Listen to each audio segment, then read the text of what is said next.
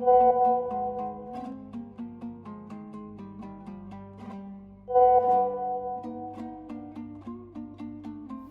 the 14th-15th centuries, Kazakh tribes inhabited a vast territory from the Irtysh to the Ural, from Altai to the Caspian Sea, from Karatau to the Sirdarya, from Tinian-Chan to Karatau.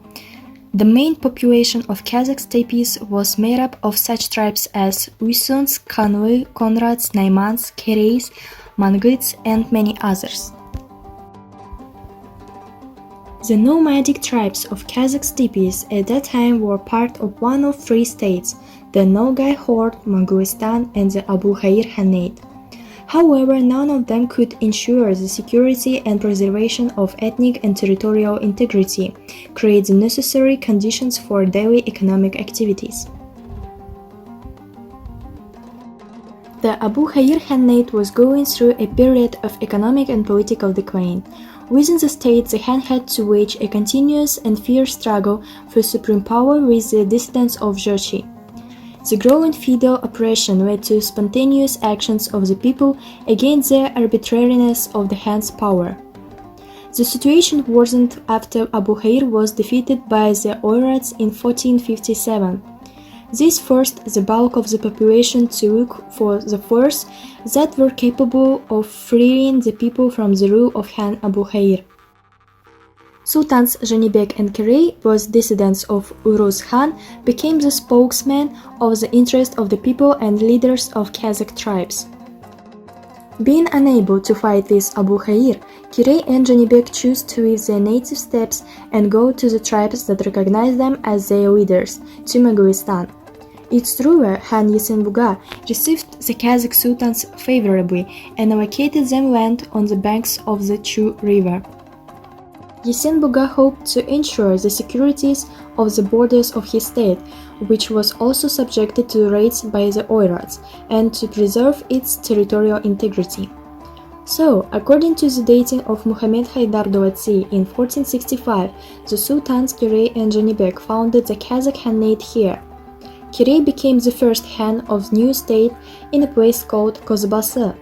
This place was given as a present to two sultans. The formation of Kazakh Khanate was a complex and time-consuming multi-dimensional process. It was a natural result of social, economic, and ethno-political events in the vast territory of Eastern Kypchak, Semirechye, and Turkestan. Apart from Jetesu, Kypchak enlarged its territory over Caspian Sea, reaching to lands of Russia and Bulgaria and Don. As it was mentioned before, according to the Tarikh-i-Rashidi written by Muhammad Haydar Dolazi, the Kazakh Khanate was formed in the 15th century, approximately in 1465-66 or 840 by Hijra.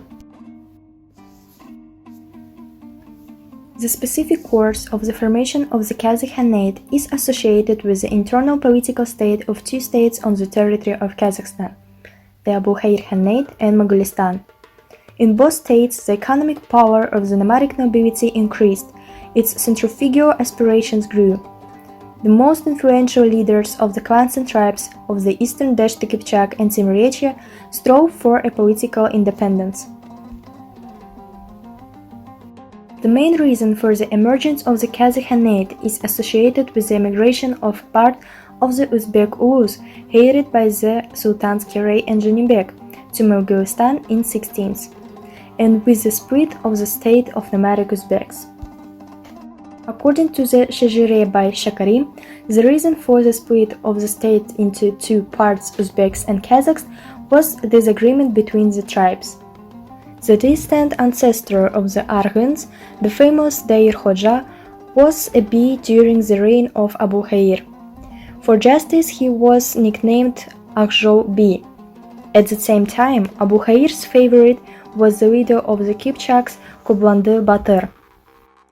There was hostility between them, and once meeting Aghjou on the steppe alone, Kublandy killed him. Having learned about this, Janibek Khan, representing the interest of the Arghans, demanded the Abu Khair hand over Kublandy to them. Abu Khair, fearing to lose the support of the Kypchaks, refused this. This led to the migration of angry Kazakhs led by Janibek Khan.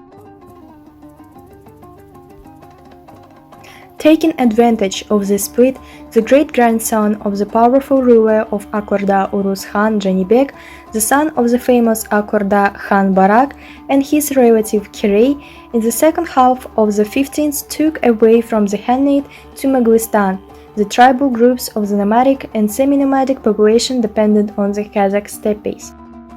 In 1470, behind the Sir Darya, started a war between Kirey Janibek and Genghis Shaiban Shah. This war, Kazakh kings started to conquer cities located over the historical river Sir Darya. In 15th century, Kazakh kingdom's land was widened by Janibek and Burunduk. Kazakh's population, army, and economics started to grow. However, when Kazakh king Burunduk started to be ruler, Kazakh's economic started to significantly decrease. Furthermore, some historians say that at that time, all Kazakh people migrated or died from Oirat attacks. Nevertheless, in 1511, Kasım Khan came to the throne and developed Kazakh Khanate. Kasım Khan is one of the greatest Khan in our history, because at that time, Kazakh Khanate reached first million population, 300,000 soldiers belonged to Kasım. Moreover, most of the land which is widened by Kasım Khan was without battle. He widened Khanate's territory in diplomatic ways. Also, half of Nogay Khanate population and land passed into the hands of Kasım Khan, until Ablay Khan, peak of the economics of Kazakh kingdom, belonged to Kasım Khan.